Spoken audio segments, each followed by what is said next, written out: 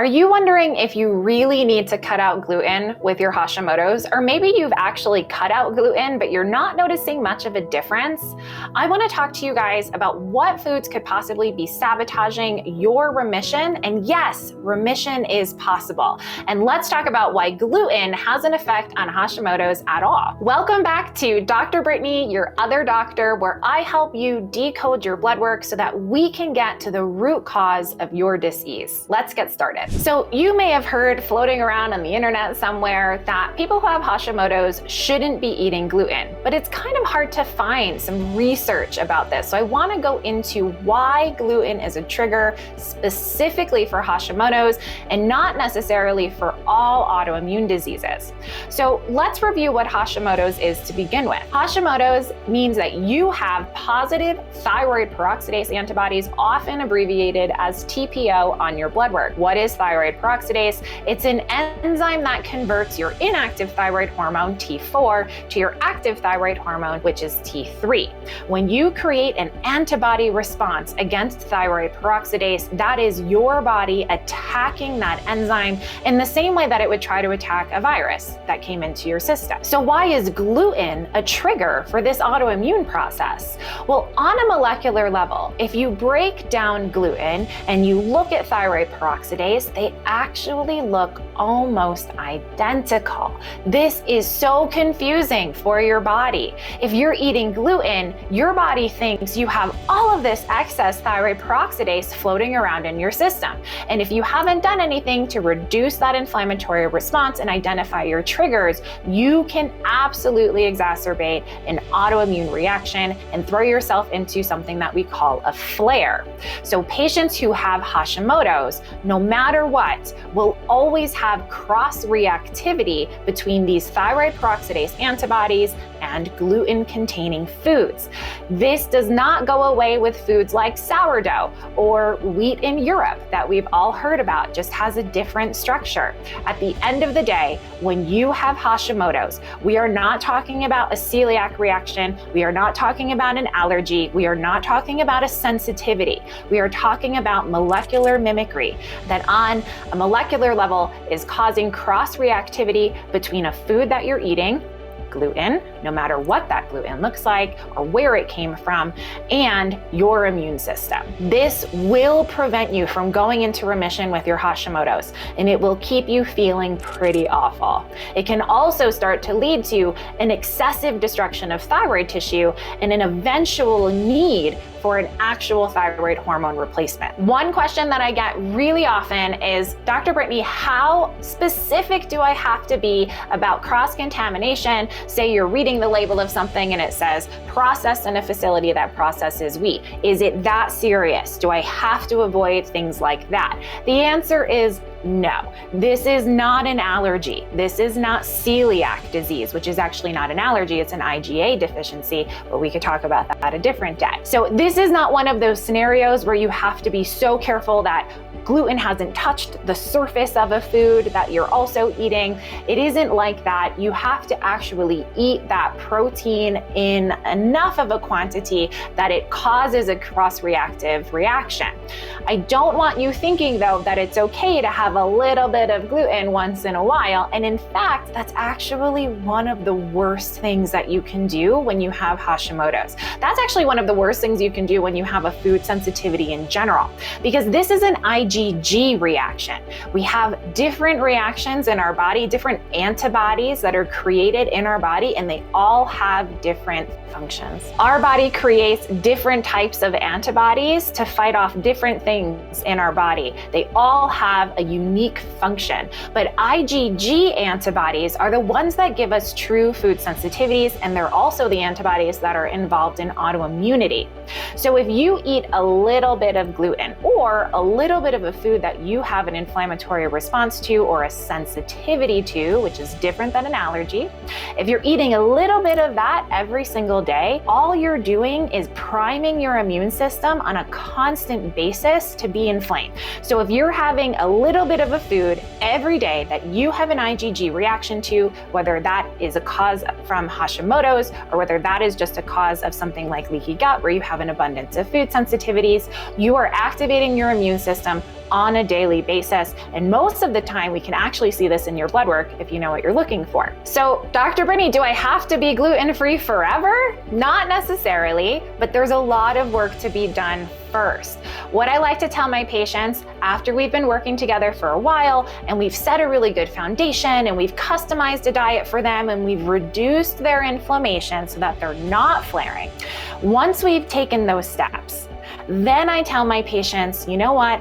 Have a gluten day a couple times a year. Your birthday, Christmas, barbecue, family reunion, whatever it is, go ahead and have yourself a gluten day. And when I say gluten day, I mean eat all the gluten, because it doesn't matter if you have a little bit of gluten or a lot of gluten, that reaction is going to be exactly the same. So if you're gonna eat gluten, you might as well go ham on it because you're still gonna feel pretty crappy the next day, but at least you can kind of get it all out of your system or in your system and then get it out of your system. And it might take a few days to recover, but I always teach my patients how to recover from flares. Again, this requires setting a really solid foundation before I feel comfortable telling my patients that they're allowed to do this. And it really is under the assumption that these gluten days are happening twice a year and 6 months apart. I want to give you guys an action step. So go ahead and give this a try if you have Hashimoto's. Take gluten out of your diet for the next 30 days and see if it makes a difference. Here's a caveat. That doesn't mean replace all of your gluten-containing foods with gluten-free foods. Gluten-free foods will have things like amaranth and millet and tapioca and eggs and rice. Those are things that you can have really severe sensitivities to if you haven't done the work, like an elimination provocation process or an anti-inflammatory diet, to identify whether you have problems with these foods. So it's never a good idea when you go gluten-free to just switch over to gluten-free products, because now we're talking about 5, 6, 7, 8 foods you could have a sensitivity to versus just one. And that may be some of the reasons why you don't actually feel well when you go gluten-free. One of the other reasons is those gluten-free foods are really high in carbohydrates. Carbohydrates get converted into sugar. Sugar is an inflammatory trigger, and that's going to keep you in an autoimmune response as well. Are there other foods that could be causing this exact same reaction in your body?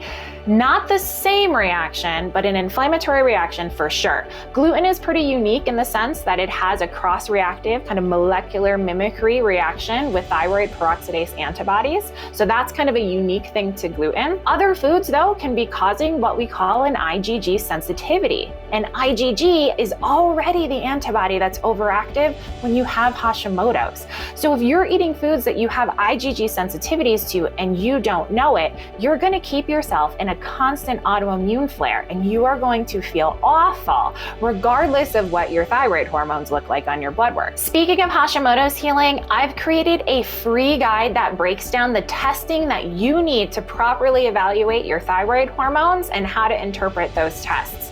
Go ahead and download that free guide now. So Dr. Britnei, how do I even know if I have more sensitivities to foods than just gluten? Gluten's an easy one to know if you have Hashimoto's. That's going to be pretty much across the board.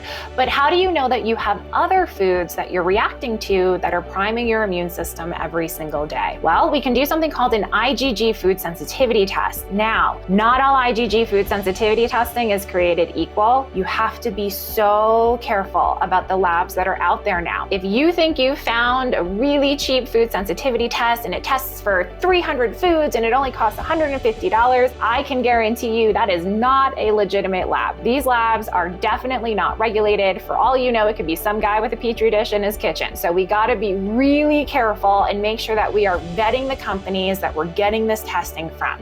There are a handful of companies that I like to use, one in particular that all of my patients go through.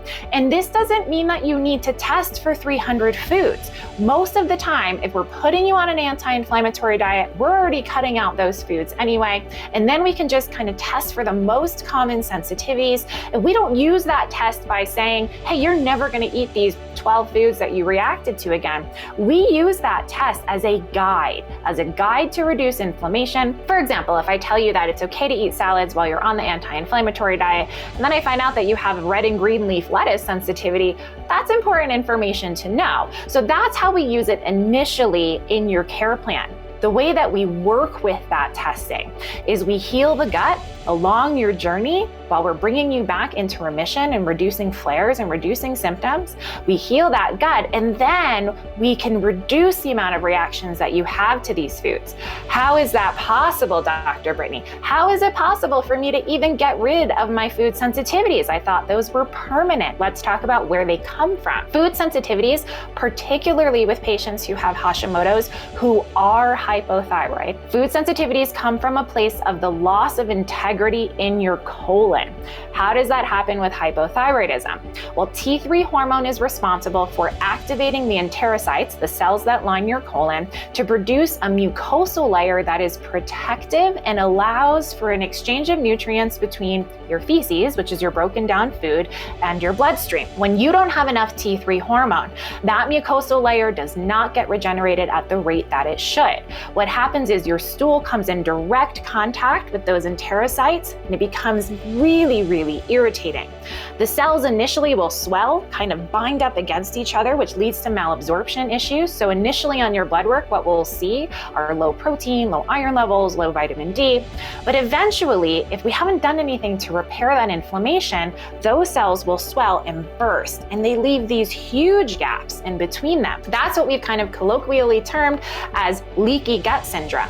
It is really your gut leaking food proteins into your bloodstream. Those food proteins don't look like nice little broken down amino acids. Those food proteins look like food, and your body is saying, what are you doing here in my bloodstream? We don't recognize you anymore.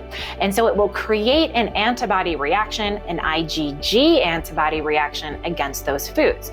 So how do we get rid of food sensitivities? We restore integrity to your GI tract. We seal those gap junctions, we replenish that mucosal layer, and then we don't have this constant irritation and inflammation of your gut, and we certainly don't have the opportunity for these large food proteins to be creating issues in your bloodstream. Have you already tried going gluten-free for Hashimoto's? Please drop a comment below and let me know how you're feeling. I read every single one, and I look forward to connecting with you. Now that you know how gluten is keeping you in a flare with your Hashimoto's, it's time to learn how to properly test your thyroid hormones to make sure that you're not missing anything, that your doctor is not missing anything.